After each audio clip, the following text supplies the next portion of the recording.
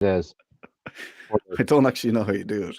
Welcome to Moth News Live. My name is Keith, and this is.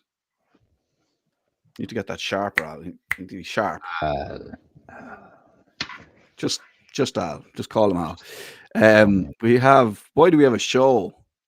I have the hat on backwards. When I have the hat on backwards, it's like someone rolled their sleeves up. it means you mean business today. I've got the beanie on. That means anything could happen today. Literally, Unhinged. literally. I think it happened. We have. I've got a few nice messages where they're saying I'm the Irish Joe Rogan. Apparently, yeah. We, but it doesn't count if you when it's your wife. It's my Do you know what I son. mean? My son. My son. I can bench press more than him though, which is good. So that's always good. All right. Welcome to Moth. As always, do get in touch if you have a story and no one else will give you a platform. We deliver the news. You won't see anywhere else. And because we read between the lines so you don't have to. And then we deliver what's between the lines. It's Friday the 13th today, Al. How do you feel about Friday the 13th? Are you Yeah, superstitious, no. eh? Do I have to pretend? I'm not superstitious. I'm not. It's not a day. Although I did have an interesting experience in the airport this morning, where all the machines stopped working at once, and everybody was running around screaming, throwing bags at each other. So that was funny. All security machines? Is that what you're talking Yeah, to just everything just like stopped working for about 30 minutes, about? Oh, and the man. entire place just kind of started. I think it was more the people started panicking than anybody else, you know. So Yeah. missing flights is difficult, right? But yeah, but I I think generally I don't mind, you know.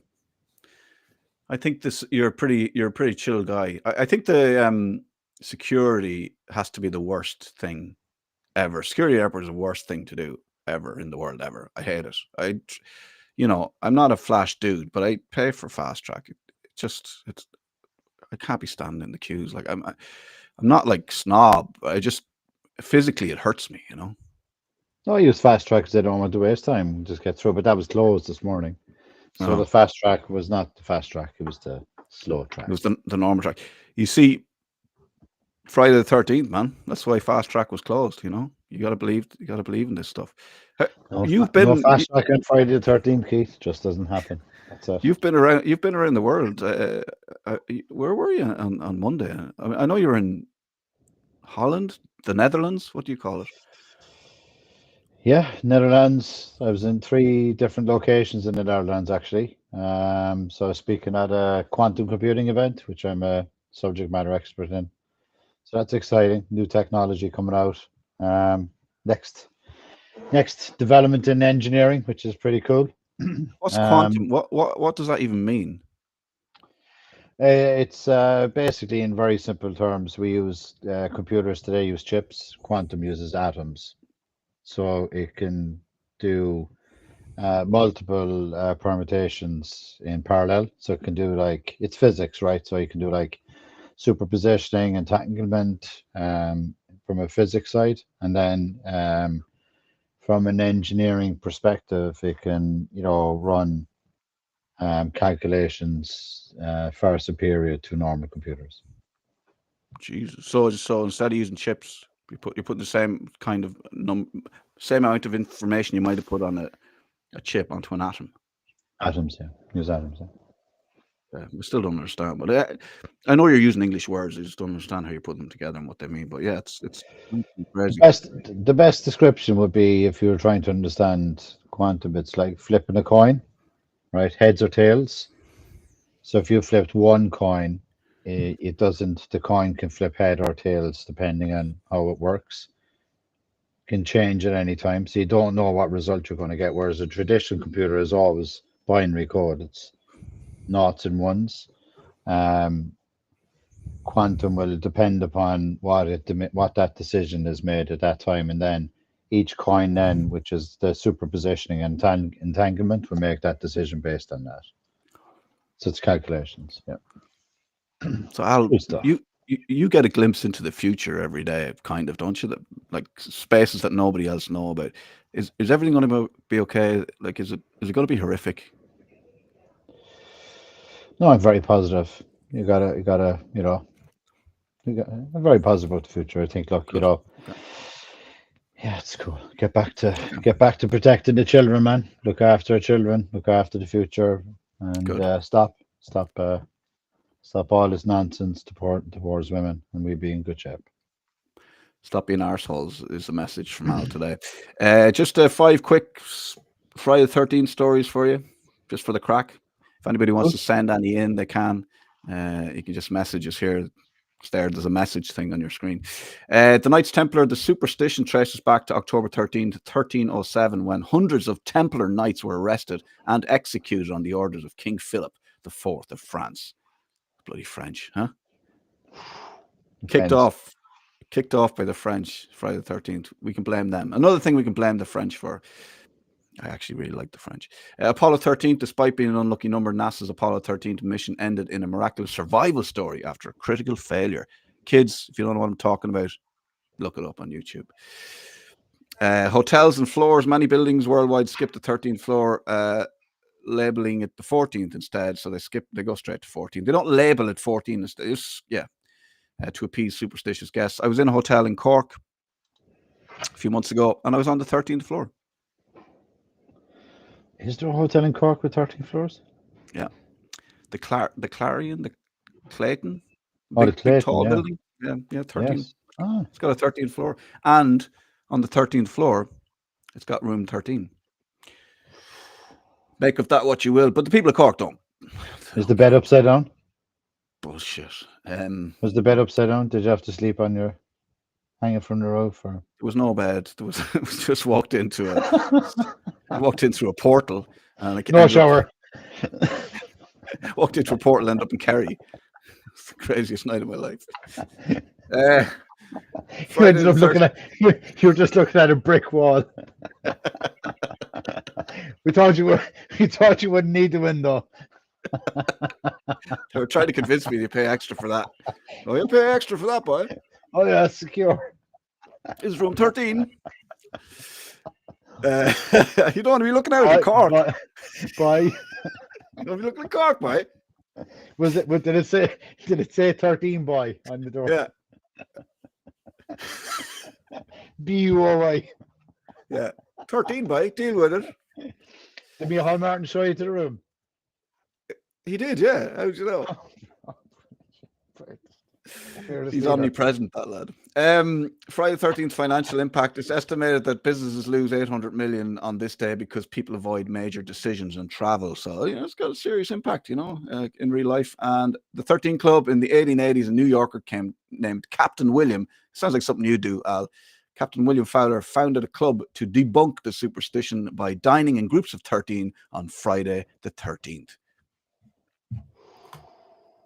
Sounds like your kind of thing. Are they still alive? Still going, I think. Cool. Little bit of news. Let's get a bit of pop culture. So, Dancing with the Stars. You're a big fan. Dancing with the Stars on RTE kicks off after Christmas. Yeah, have you been asked? Wouldn't miss it for the world. I turned it down, Kate. Yeah. Did you? Yeah. I turned it down a couple of times myself. I asked him, can I do chair dancing? Yeah. I said it's not a thing yet because I'm a really good chair dancer. Okay. Well, there's no reason why we can't do chair dancing competition here in January. Dancing on the chairs. Yeah. We got a big announcement.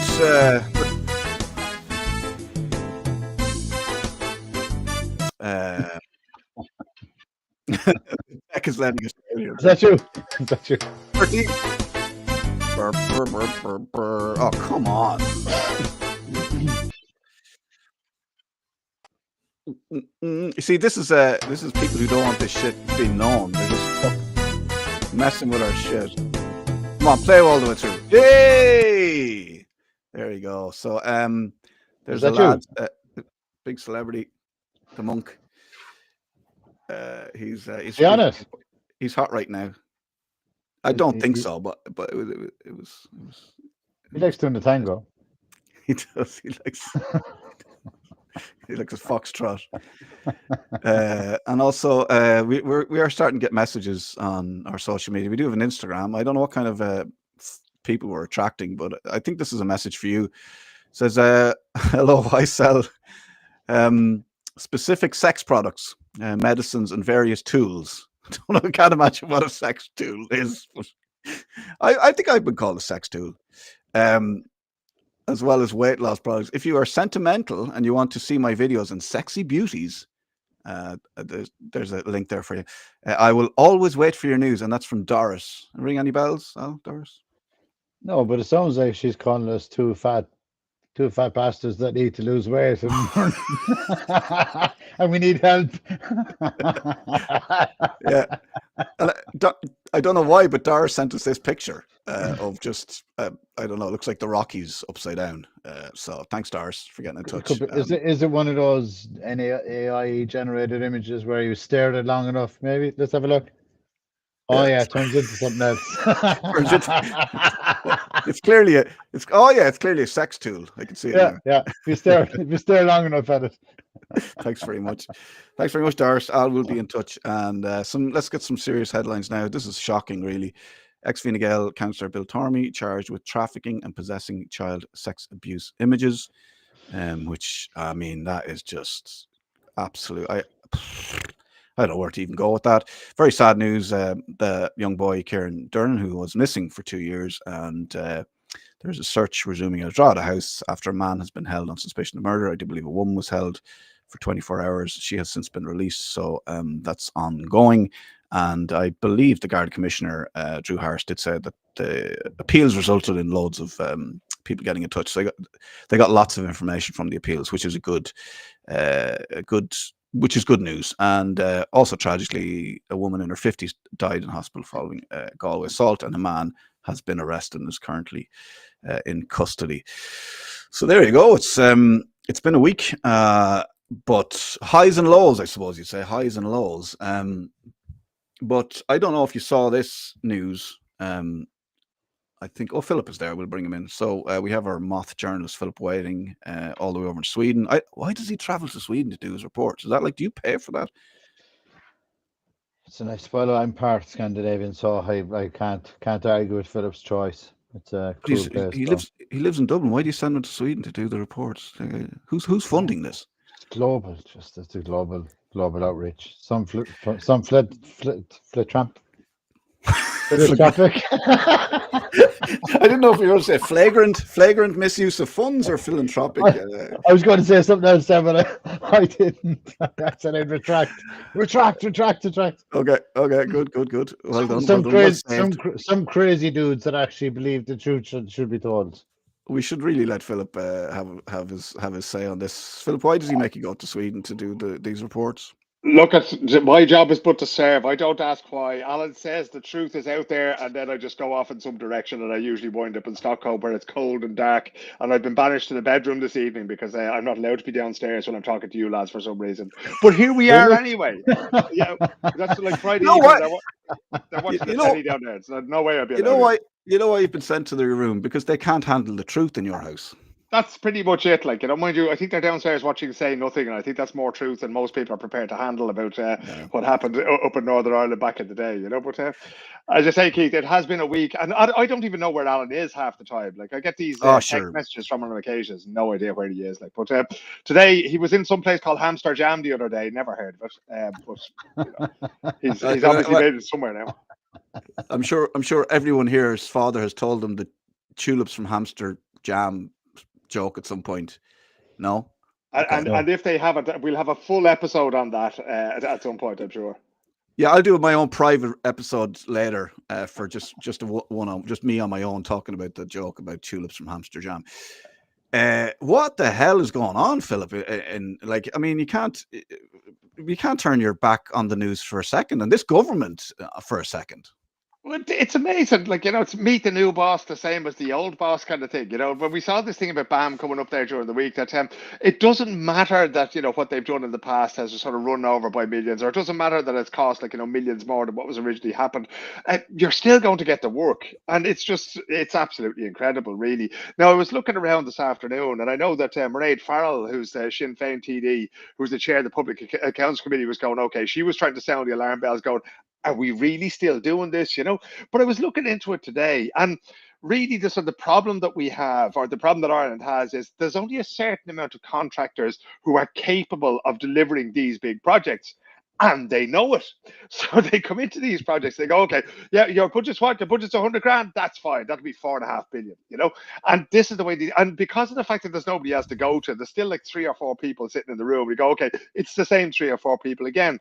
So as a result, what you get is, you know, bike sheds that cost hundreds of thousands, or children's hospitals that are the most expensive buildings on the planet, or that kind of thing. So it really is, it's one of those things where you would wonder, when you talk about, you know, and you often find this from you know, Fine Gael and Fine Gael will often tell you that they're the parties of fiscal responsibility, lads. They're, you know, Angela Merkel was supposed to be like, you know, the sort of the German housewife who was like, you know, husbanding the pennies or the cents, you know, and yet here they are just throwing out money hand over fist. And I really think we're at the point now when we need to have much more sort of stringent checks and balances on these things, because you know, this, when the state is signing contracts, I really don't know that they understand what it is they're getting into. And Alan, you've been in business a long time. You know how these things work. As soon as you put things in a contract, you're going to get people who solely adhere to that. And every dollar or everything out beyond that, it's going to cost, and it's going to cost you dearly. Yeah. I mean, I, sorry, Al. Sorry, go ahead. I have a hypothesis on it. I think when they're awarding the contract, they're forgetting to unhide the cells on the Excel spreadsheet, so the zeros are hidden behind it. They don't know how to work Excel. They have a 4-digit limit on the Excel cell, so it's like, oh no, we're only kidding. It's not 300k. Look, if you expand the cell, it's 3 million. I can't work Excel on my typewriter. I don't have Excel on my Nokia. Well, that's actually what happened with the Children's Hospital, because Simon Harris read the contract on his phone when he should have been reading it on a widescreen TV. You know, that's, you know, but I don't know why you're bringing Simon into this. He did not sign. He did not sign off on that. Yeah, did you not hear him? Adamant. It was his government that signed off on it, not him. He just happened to be holding his pen in his hand over the paper when it was signed off on. You know? There was some man behind him that moved his hand, and he wasn't happy about that. You know, exactly. I think that was. I wonder, was it a digital signing? I signed a deal the other day, and I had to do it on the trackpad of the MacBook, right? It looks nothing like my signature. So if I decide not to deliver the book that I signed the deal for, like, I just go, that wasn't me. That looks nothing like my signature whatsoever.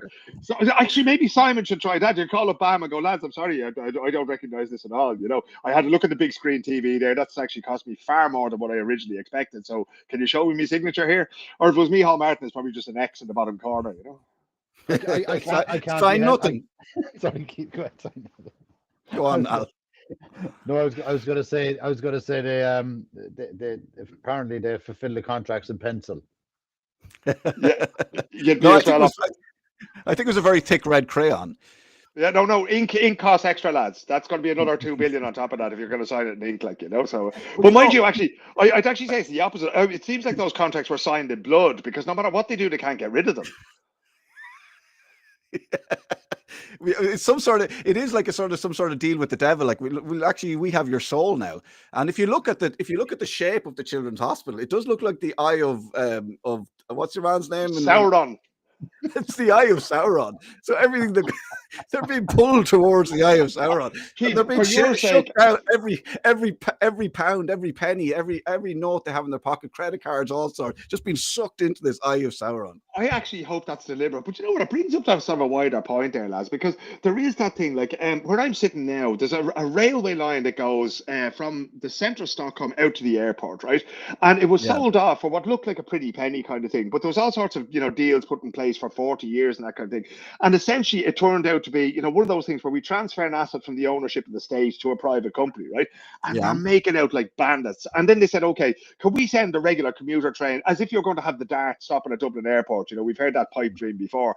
But when you come off the regular train, right, you know the way you get off the Dart, you pay your whatever, 2 or 3 euros to go wherever you're going to go, right? But if you get off at the Arlanda Airport here in Stockholm, you have to pay an extra 12 euro to disembark at Arlanda Airport, because they've done this deal with the private company, you know. And I often wonder, you know, that, okay, I understand that we're going to have private companies that are delivering things to the state, including complex construction engineering projects. That's grand. But do we really have to be sort of, you know, put over a barrel for 50 50 years? Are we we're basically creating an ATM for them that just spits out money? Because BAM literally has, on their website, they have a timeline of 50 years. I think they started off, the first thing they ever did was build a bridge in Wexford. Now we can we can worry about what that meant for the people of Wexford at some later date. They still haven't figured out how to use it down there. Well, no, they let them out. They never should have let them out at all. That's probably what the problem is, But when that happened, and they've been involved in loads of projects. Was it a bridge from Mexford? What do they call it? Wexico. Was it a bridge from Wexico to the mainland? Is that what it was?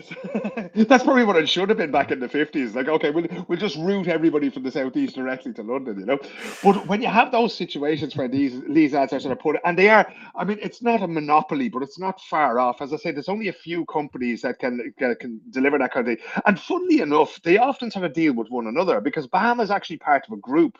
What was it? Is it Invenisus is the name of the company that's after getting the job, which is a sort of a part of BAM. Like public-private partnership, and they deal in public-private partnership, and they're the only ones who don't sort of have BAM in the name, And usually when that happens, it's because plausible deniability. We change the name to something that sounds a little bit Latin, so as we look a bit serious, You just the next pitch. Welcome into the room. This is a brand new company called Not BAM. Yeah. I can't believe it's not BAM. I think they're called, And they come in with the dark glasses and the mustache and go, yeah, no, never heard of it. Never heard of it, all that. Did you not just come in and ask me for 200 million for a 200? No, did they just give you 4 billion for a hospital that hasn't turned up? No, bloke looks like me. My name's Jeff. The same Excel has ABB, anything but BAM, and it's exactly. That's tab number 2. Watch out for these guys. Yeah, exactly. Oh, tab number 1, that's the estimate. Tab number 2, that's the real deal. That's where everything gets paid up. Like, V lookup, BAM. Oh, that's okay. There's not BAM's not in there, son. It's okay, right? Okay. This is it. That's due diligence. Due diligence there. So I'm looking at the phone going. Did you do your due diligence? Yes, I asked them, were they definitely not BAM? And they said, you can imagine that interview, though, can't you? The lads are sitting there going, now, have you ever promised to build a hospital and it cost billions more?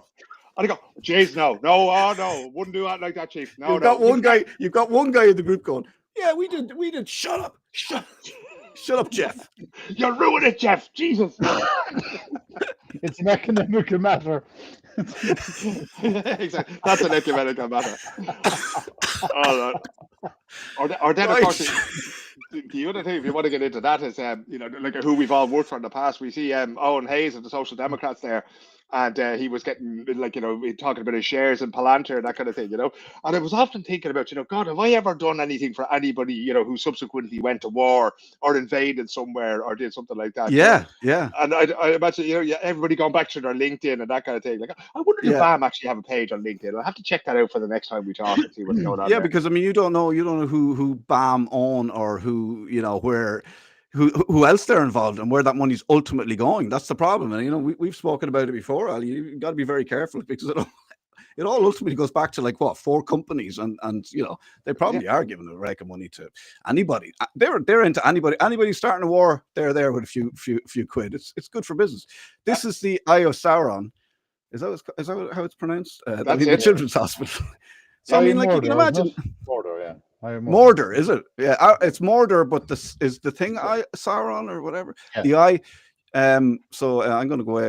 As I'm chatting, I'm going to do a little bit of Photoshop and see if I can turn this into some sort of red eye thing. But that's obviously the money's been sucked into this. Yeah, it's a big money vortex. And actually, what you're looking at there is that's just the offices, right? So the kids. They're actually treated. We forgot about the rooms. Yeah. So the kids are treated. That's for finance in the car park there. That's the scoliosis ward is a prefab out there, and that. And if you want to park, you have to park in Dunleary and get the dart over. But it's fantastic. So they actually couldn't park it because it was sucking so much money into the middle of it that they couldn't get the parking charges back out again. So they had to redesign the whole thing. So I think it's brilliant. And personally, I'd pay any money for it.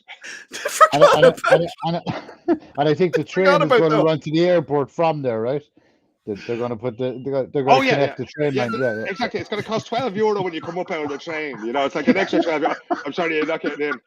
Can you imagine the day they're standing there going to open the whole thing, and Simon Harris is standing there going, yes, and I'm delighted that we finally delivered the Children's Hospital, and we're now going to cut the ribbon, and he goes, snip, and then they go, and now we're going to visit one of the wards, and the lads from BAM are standing there, fucking wards? What's he talking about wards, lads? So he means the prefabs, Jeff. Take him down to prefabs. That's where all the patients are. You know where we used to have our lunch breaks when we were building that. Exactly, yeah. Would somebody wipe the tea stains off the table? He's the tea shop, just clean my up the digestives are still in there. Some fella in the corner with the concrete boots taken off, snoring his head off, and he's forgotten to go back after lunch, God almighty. Looking forward to that opening. My invite, I'm sure, is in the post. Oh my God. Oh, I'm not able for this. So the people who built BAM, who built the offices for the people who work with the Children's Hospital, and not any wards or theaters or. So this is a big contract they've got. Like, what? How do? I mean, I just don't even know. Like, it's like somebody turned around, the guy, the monorail guy. Turns out he works for BAM. Apparently, they built a children's hospital. Who needs a monorail? They built a children's hospital in North Haverbrook, and it worked very well. I mean, we wouldn't want to be behind them, lads. We don't even know where it is, but we wouldn't want to be behind the door there. I remember Leonard Nimoy turning up for the opening. That'll be me. I've gone too far into Simpsons lore there. Fantastic. Oh God! So Troy McClure, isn't it? Yeah. Hi, I am Troy McClure. Built the monorail. You might remember me from such a. That's actually now that you mention it, was BAM who were behind that, and that's where the company name comes from. It's actually Big Ass Monorail is what they were originally called, because that's what they went around the world doing. It's like Elon Musk's drilling company being called the Boring Company, which is so apt in more ways than one, Yeah. So BAM are the people who said something they were going to build as part of the Children's Hospital was going to cost 200,000, and then they handed a bill for 25 million. Like, this is one of the things that has come out. So what is it that do we even know? Is it a new bike shed? Is it? I mean, it's not. I mean, I know it's not the Metro, because that's never going to happen. What do we even know what this contract is for?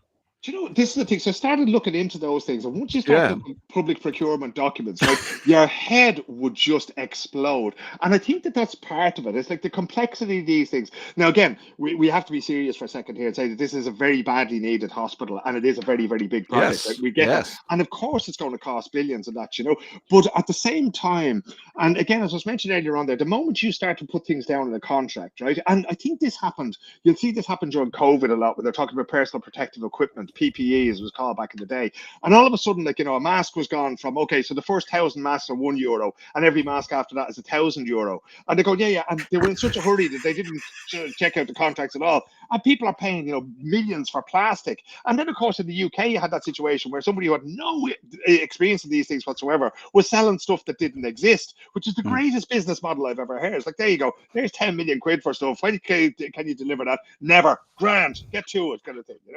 But that's, speaking of selling things that don't exist, we will have an update on our friend Jeff Leo. Apparently, he's been referred to as the P Diddy of the financial world. But we'll talk about him in a little while. I just wanted to put in a little hook and a forward sell there. Oh my God, the libel lawyers are in the chat now going, lads, would you stop? For the love of God, they're queuing up to sue you. Well, you just cancelled our invitation to the Jeff Leo White Party now, Keith. Thanks for that. I mean, Oh, sorry, man. Surely he'll invite us anyway. He wants all the degenerates there. I think it's the same days they're opening the Children's Hospital anyway, so we'll probably be dead by the time it happens.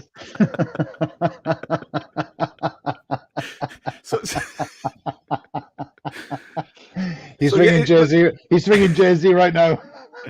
Jay-Z, lie low for a while. Who's the Irish Jay-Z? That's what I want to know. Oh God, don't go there. I'm not going to say any names. I'm not going to say any names. I'll tell you who it's not. Right? All the people I've libeled in the past, it's definitely not them. Right? I don't need that smoke. My lawyers don't need it either. And if like I fear, because I now know Al, if that technology exists, whatever I'm thinking, that it's not them either. I don't believe that. That's not me. I don't agree with what my mind is thinking now. No impure thoughts whatsoever. That's entirely separate entity. So it looks like do we know what it is? Is it a big turkey shoot? Is it a yellow brick road? Is it what exactly is it a white elephant? Please let it be a white elephant. Do you know, I think it's probably actually the fan that's used to suck all the money in. When they realized how effective it was, they just decided they were going to make it bigger, So, I mean, you can't fault them and that kind of thing, Although a small portion of that was actually the prefabs for the wards because they completely forgot about them in the estimate, So, I mean, how are they going to link the bike shed and the children's hospital? Like, how are we going to get to these places? Because these are the main central hubs of the city now, aren't they? You've got the bike shed, you've got the children's hospital offices, you've got the what was the other thing? A toilet. I think they built it once. Are we gonna? Yeah. I don't think we could ever build a train between them, but there's got to be some sort of way of getting between these places. Underground maybe. Well, I think the best thing we could probably do. Actually, Keith, there's an action for you, as they say in business meetings. Okay. Would you mind contacting BAM and just seeing if they'd like to leave an estimate for that kind of thing, And then if they could possibly say what it might cost and then what it will definitely cost, that'd be great, right? And then we'll basically go out. Do we give them a budget? Do we give them a budget, or do they just tell us how much? We give them a budget, right, and they give us an invoice. And now it's very important that those two figures don't match at all. Okay. Right? So just if you can make sure that happens there. And as I say, when they do send you the budget, you're supposed to look at that on the phone, and then the invoice is on the big screen TV. So that's once you get it sorted. And for the love of God, know how to use. Anybody in here? This is my office. There's loads of people working away. Excellent. I don't know how to use Excel. No, okay. No, it's grand. Doesn't matter. Ask him to round it to the nearest 6 zeros. Seems too small. Yeah, could you round it up to the nearest children's hospital, please?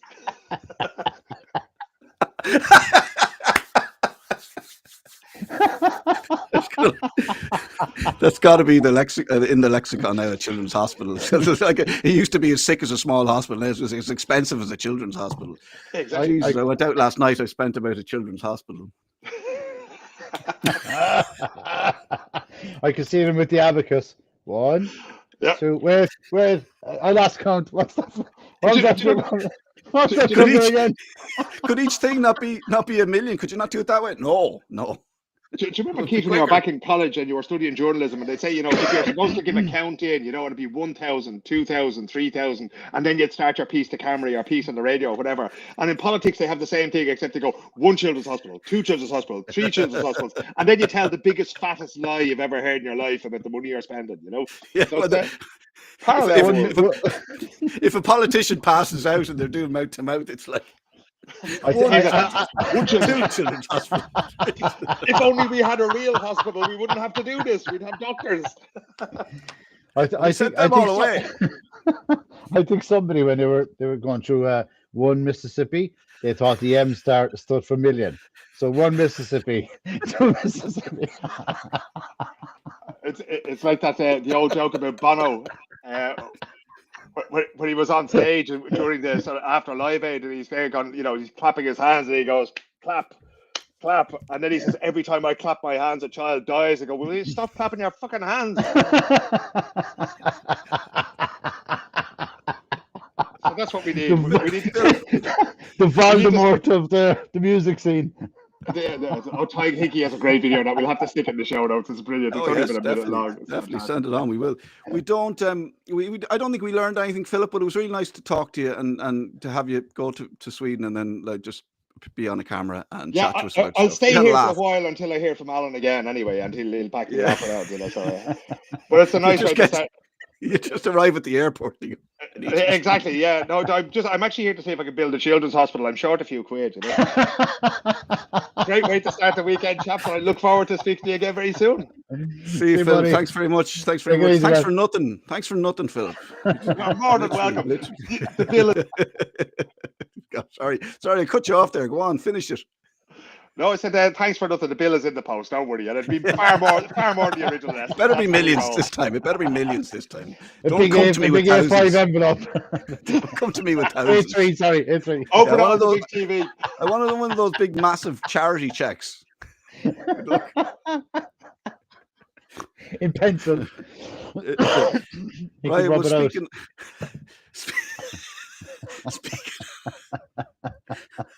No, you can't. Sorry, you can't actually cash. Those big checks are just for show. Can't cash them in the actual bank.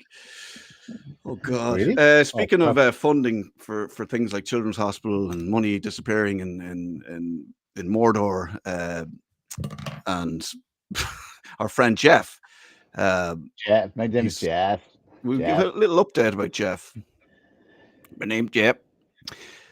Somebody apparently recently called him the P. Diddy of the Irish financial. Yeah, I heard scene. that too. I heard that's blown up. Apparently, he throws a mean party. But you have to pay for it. He invites you to a party, and then you pay. He sends you the bill. It's good crack. You have to leave your key cards and wallet in the jar on the way in the door. Yeah, when he does the swinger parties, you put your bank card in the bowl.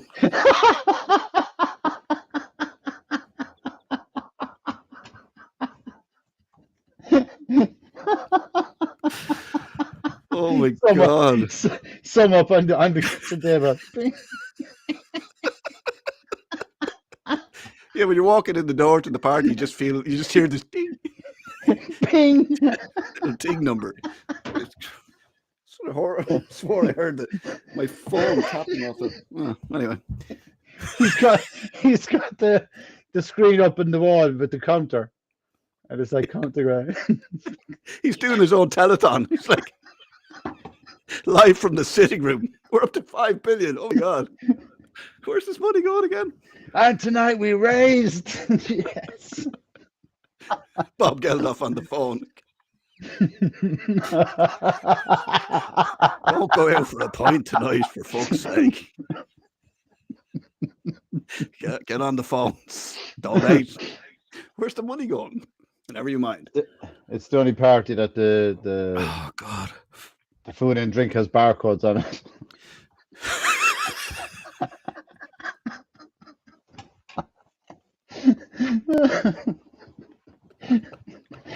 It's like a P. Diddy party, but you get absolutely shafted financially. So I live in Kildare. I won't tell you exactly where. I'm actually hiding out in a bunker at the moment because I'm fearing for my life. Thanks, Al.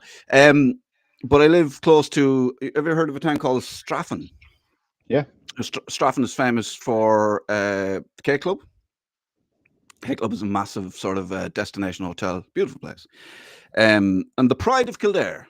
But a certain young man called Jeff Leo lived in that area, and I think he might not live there anymore. I don't think people whose house he was living in or whose money he used to buy a house liked him doing that.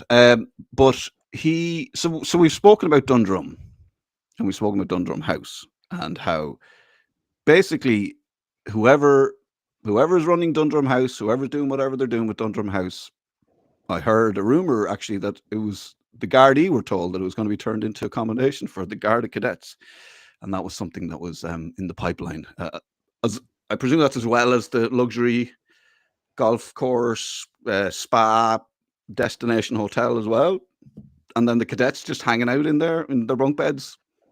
Maybe they could have been used, as waiters in their downtime. Helping out as caddies or something. I don't know. Yeah, you come in, you got accommodation, but you have to caddy for the rich people that come in. Don't worry, they won't be rich for long.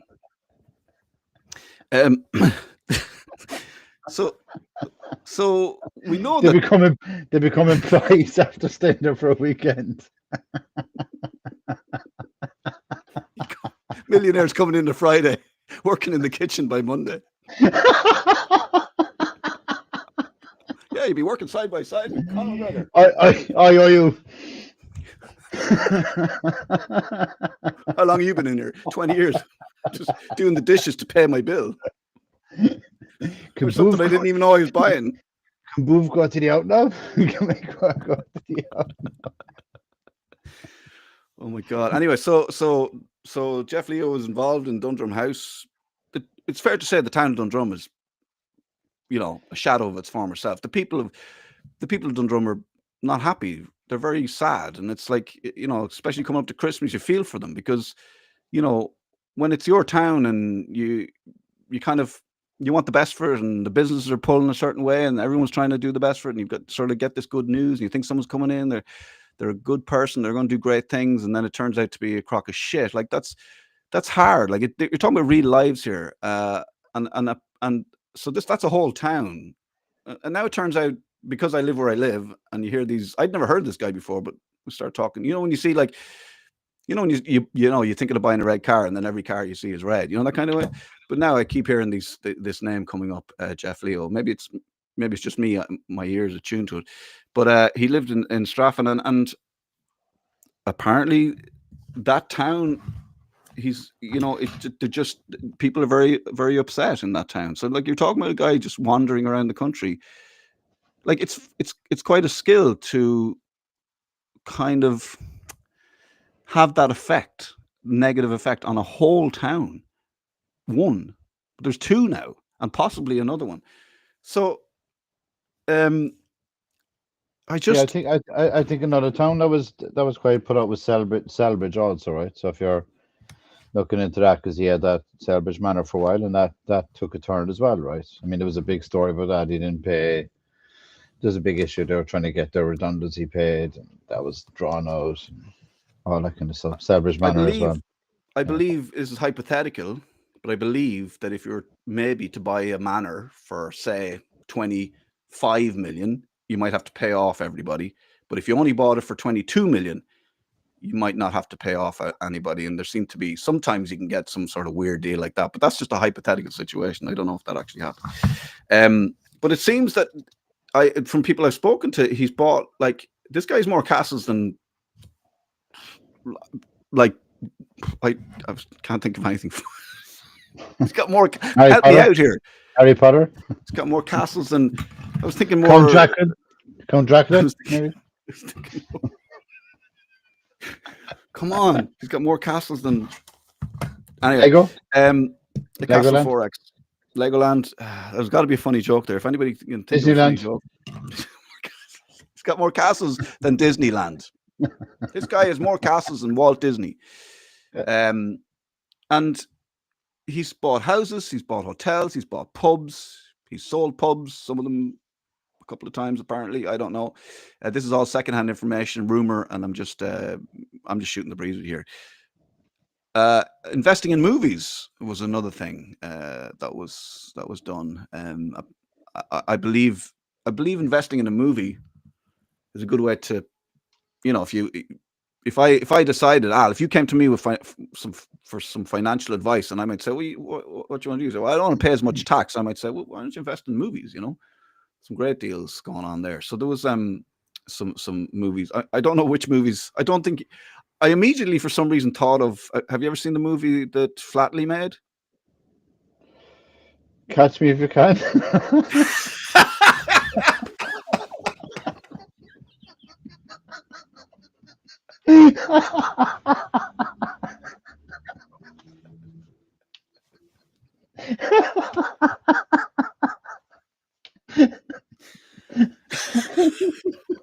I feel like we should just leave it there. We're not going to top that, are we? Oh, sorry. Oh my god. I was thinking more like Darby O'Gill and the Little People, or The Field, except The Field is every building in the country. He could be Aladdin, but the only difference is when you rob the gene in the lamp, he takes all your stuff gets sucked in. What about my 3 wishes? Where's all my stuff? No, you got this wrong. It's my wishes.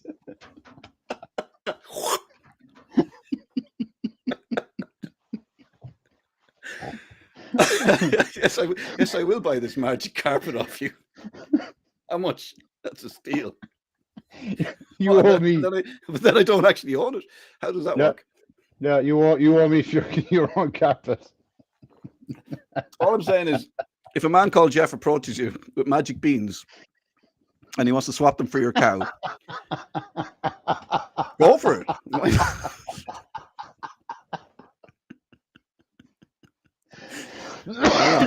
Best of luck, you know. You get, you know, you take your chances. Joking there. Anyway, Oh, so man, anyway, Jack the point of my my update on Jeff was that he now that I know of has 2 towns that are very angry with him, and it won't be long before the pitchforks are out and Wow. the sticks with the torches are lit, and hopefully you'll be chased out of town. We just need to get these 2 That's towns right, together. Yeah. Get these 2 towns together, get them talking. Let's compare stories. Let's have a look at our Excel sheets and see where we end up. You know, I think it's important that we bring people together and fight the good fight. Al, have you any Yeah. updates yourself?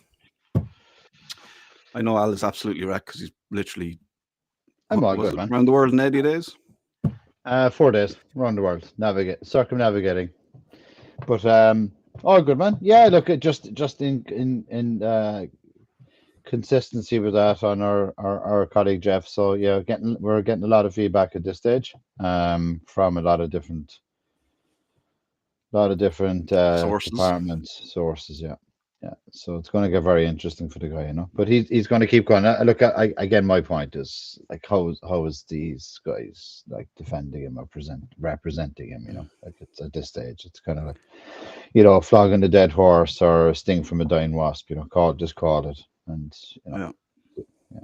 So I think it's kind of strange where a man like that can get away with so much in a country where we're so careful. You know, our government are so careful with, you know, what they do with finance and, you know, who they give contracts to. And, you know, we're so particular about things in this country, and we really mind our money, and we've such stringent checklists, and we're so transparent. You know, it's mad that he's managed to get away with it for so long. And tint of sarcasm, I think. No, not at all. If you do have a story, you want to give us an update, do get in touch. We'd love to hear from you. I was at very briefly. I was at the work. What do you call it? WRC. The WRC is where you go if you've got an issue with your bosses, and I was there to be a witness for a young man who had an issue with some of RTE's handling of contracts over the last few years, as I do as well. And I will be going to the WRC or maybe the High Court. Who knows? All will be revealed. And the upshot of that meeting was I discovered that an organization, apparently like RTE, communications company, apparently they can say one thing like, we're going to resolve this, we're going to look after everybody, we're going to do our best, we will be transparent, and we will get to the bottom of this and deal with it, and we're going to deal with all this. And this is what they said to the Oireachtas committee. I don't know if you remember. They were really, really eager to sort this out for everyone's, for the good of all. And then it turns out that they mustn't have told their solicitors that, because they were making it very difficult indeed. Basically, this WRC meeting was adjourned because of a technicality. Man's going to have to come back again. So they're not making it easy. They're not getting it resolved. They're trying to kick this massive can down the road for as long as they can, as far as they can. And they've become somewhat experts. But you'll have your day, RT. You will have your day. Yeah, go for it. Go for it. That's terrible, isn't it? I mean, putting people through that. It's just I don't get that sentiment. You know, it's like, no. You know, sit down with the guy, see what he wants, and come with a deal. Like maybe he won't get exactly what he thinks he's entitled to. Meet him halfway at least. Like make it easy for him. You know, nobody wants to rip anybody off, but you guys just don't want to do anything. You know, you won't. They just want to draw it out and get you fatigued. But I'm not sure if you have that post. Yeah. Do you want to? If you can, I'm not sure if you can share my good old friend Charlie Taylor, the investigative journalist, again. So you know, when Charlie Taylor makes a comment around, sorry, hang on a sec now. You talk. Yeah. So obviously, look, we've had, you know, as you know, for a long time, I've been kind of saying that the startup ecosystem in Ireland deserves a lot better, right? And you know, we've had HBAN dissolved. That was a business angel network. Had NDRC gone. You know, we raised that, and our good friend Charlie came out with a questionnaire, which I think he got a resounding response to. But again, where's the follow up? Yeah. Where's all the startups that are impacted by this? Who's asking questions? Who's reporting on it? You know, the whole thing was shut down, and you know, one article written about it, and now in succession, which I'm not saying is related, but it's a coincidence, which we know Yeah, there isn't any. you're gonna have to keep talking here. I'm working on it. Leo I'm working on it. Leo Clancy stepped down as head of Enterprise Ireland, and our good old friend Charlie. Enterprise Ireland may have its critics, but I've never met anyone with a bad word to say about Leo Clancy. He'll be sorely missed. So I Oh think, yes. I mean, is that based on, what? Who said nothing bad or didn't say anything bad? I mean, as soon as that, is that like nothing to see here, Charlie? Or, is that So some more of your. So why would somebody come out and say something like about somebody who's stepping away? I don't know if you've ever done this, but like I often like to randomly say to people, you're in a room or something, you go up to them, you whisper in their ear and go, "Here, listen, don't mind what everyone's saying about you. I think you're great." Which I think is one of this sort of has that sort of bang off it, doesn't it? Well, it's kind of, I know people are saying stuff, but I'm not saying anything. Yeah. That's the kind of, whereas like this is the guy that, again, we go back to my love and passion for the MSM, right? It's like, Yeah. but where's the reporting? So there's no connection, there's no conversation around it. But if Enterprise Ireland has its critics, and then he, like, why would he start with that and then take away from the actual story and not report upon anything? Like, there's Yeah. nothing meaningful about it, right? What? Because a couple of other guys, like, Bobby Healy said something nice about him, and or there's some other guys involved in that process. That Charlie Taylor would just kind of grab onto that one comment, and So where's the it just actual meaning to it? yeah, it doesn't make sense that he would even say what he's saying. Like you're like if you read something like that, you're going, "What? Is there something here we should be worried about?" When he says something like that, there is, because generally, if he's not reporting it, it means there's something to be looking at. If he is reporting it, it means there isn't. So we have finally, I dropped the ball on this one. Apologies. So Charlie Taylor, journalist with Sunday Business Post, friend of Jets. Yeah, Enterprise Ireland may have its critics, but I've never met anyone with a bad word to say about Leo Clancy. He'll be sorely missed. Okay. So he stepped down as Enterprise Ireland, and this is an important thing that journalists, independent journalist, and not independent, but like he's got no skin in the game, I presume. Does he do anything else, Charlie Taylor? Is he just a journalist, or is he a businessman that does a bit of, the way you get these guys who like do a bit of journalism on the side, or that's kind of part of their job, but they're also advisors, or is it just journalism? We must have a look at that. yeah, Very interesting, into. though. Yeah, it is. It is. I thought so. It struck me as peculiar, Like it just make it kind of it make. I never really would have looked at that and thought I would, if he just said, "Oh, whatever," if he just said the news, if he just reported the news and said something like, "Leo Clancy has stepped down," or something like that, right? That's all, because he's a reporter. But then when you see, "Oh, I never heard anyone has a bad word to say about him," you're like, "Well, sounds like the lady doth protest too much." Do you know what I'm saying? Yes, exactly. Is this something we should be watching with interest, Al? This whole story? Is there something? I think we'll drill into it. Yeah, we've had off the record chatter with a few startups. Again, it's all back to the same point, afraid to stand out and step out. So I appreciate that. We've given them the opportunity of anonymous report or commentary, but I think, look, we'd have to validate what they're saying, because we stick with the facts and the truth here, right? But I mean, the whole thing, it just seems very unusual to me. What was the just sort of on a separate note, or because I don't understand, what's the relationship between, say, Enterprise Ireland and this other organization? What do you call them? The NDRC? The NDRC, yeah. Did They you would just have say that while been. I was getting that picture and I missed the whole thing? Yeah, so they would have been. It's okay. I don't mind if you missed it. Do you want to catch up? When I give you a couple of minutes? Yeah, to catch please, up? yeah. I'm a bit thick. You figure Oh, it it's all around, and it's all like funding, state body funding to stimulate startups, enterprise, and that ecosystem of scaling companies, right? and that would have been Yeah. an incubator or an accelerator program funded. So it was like 17 million raised to run that program. And Enterprise Ireland are and then like people. So so they're like, their job is to find whiz kids like you who are brilliant at coming up with things that we can say are Irish, and like we invented, like Edison invented the light bulb. In years to come they'll be talking about an Irish guy because we've always been good at inventing things. And they would give you some money to support, or they would use some of their money to entice investors in and go, look, if you invest in this, we'll put up some money as well, and we'll give them a good start in life. That's kind of the NDRC's job, and then in the tech side of an Enterprise Ireland, then is the overlord of it all.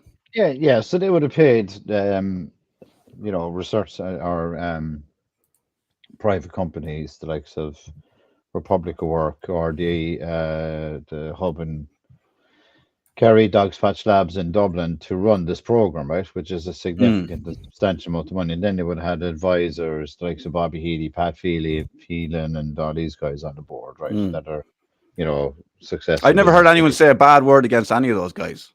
Oh, there was plenty of bad words about them. We'll I get just into thought I'd that in say another that. show. Yeah, I didn't either. I mean, they'll be sorely missed. And Enterprise Ireland come in and fund it. But like I've said it, I've made no kind of secret of, there's a lot of really decent people working within Enterprise Ireland, civil service day people that just really want to help. And then you're dealing with this at the top in terms of a vacuum, right? So, I mean, it's a sequential issue with kind of, if you kind of defining moments where you've got an incubator center has just been shut down. A lot of startups have been impacted. They would have had match funding from Enterprise Ireland in there. And then you've had people that are advisors trying to help the companies, apparently on behalf of Enterprise Ireland and on behalf of these incubator programs. And there's not one journalist, especially Charlie, asking any questions at all. You can see all he's doing is like backslapping the usual kind of bullshit. Yeah. Well, he's never heard anything. Any No. bad? Any bad? No, nothing bad. I mean, like it demonstrated a failure, but there's nothing bad to be said. I mean, what's there to say about it? It's just come on. Sorry. Yeah. I wish it'd stop going on about it. I wish everyone would stop going on about it. I've never heard anything bad, and there's nothing to talk about. So stop, everybody. Yeah. That's it. Brilliant. I've got one little treat for you now before we go, and then you can leave. And what will you do now this evening? Again, the takeaway, or what's the plan? Hit the gym, get a good session in. Yeah, of course, man. Gotta. The gym is not going to do you any good, is it? If you're tired from traveling, would that not do more harm than good? No, get the body going, man. Who needs sleep? It's overrated, dude. Yeah, I don't know about that. I don't know about that at all. Let me see if I can get my. Can you wait there for a sec? I'm a bit slow on this. I need some training. That's all right. We'll get IT support the next time. I think people like this about us. It's a bit rough and ready. I think this is what they want. It's raw. We're just raw dogging it. I mean, we're even getting weight loss messages. I mean, I'm deeply impacted by that, Keith. I'm going to the gym to punish myself to lose weight because our fan club is telling us we need to take weight loss products and other stuff. They are. So you need to. That's why you're going to the gym. It's the shame. So this is the Children's Hospital, which I've turned on its side and coloured in a bit red, and I'll do more work on this for the next time. But this is this is Mordor. This is the Eye of Sauron. Spooky, isn't it? I don't know. I just think there's something in this. It's kind of spooky, right? Yeah, let's drill into that. Let's get into the wormhole and that. I like it. Listen, go to the gym and then get a night's sleep and try and stay in terra firma for a few days, maybe. No, all good, man. Heading into fun time. So chill out with the kids, Neve. Get to the gym, some nice food, go for a cold swim. All good. Life is good, man. And you? What's your plan? I'm going to get some dinner with my daughter and chilling out, and then not much tomorrow. Watch a bit of rugby. Take it easy, man. Are you on the slow down to Christmas now, or are you still a lot of work to do before? No, there's still a good bit to do. Yeah, probably. I mean, I guess it's what 12 days. 12 days to Christmas. Sitting on a Wednesday this year. Yeah, so that was a good week left, man. Keep cranking it when you're on the flywheel. Keep it moving. This guy called Jeff came up to me. He wanted to sell me 4 calling birds, 3 French hens, 2 turtle doves, and a partridge in a pear tree. What do you think? Good deal? It's a good deal, except like everything is probably going to be dead and expired. And you won't own it anyway. And he'll have eaten the turkey. He'll turn up on Christmas Day to take back the turkey. Scrooge! You boy, what day is today? You'll wake up in the morning, he'll be sitting at your table. Oh, we better go before we get ourselves in trouble. We probably already have. Oh, Have a good weekend.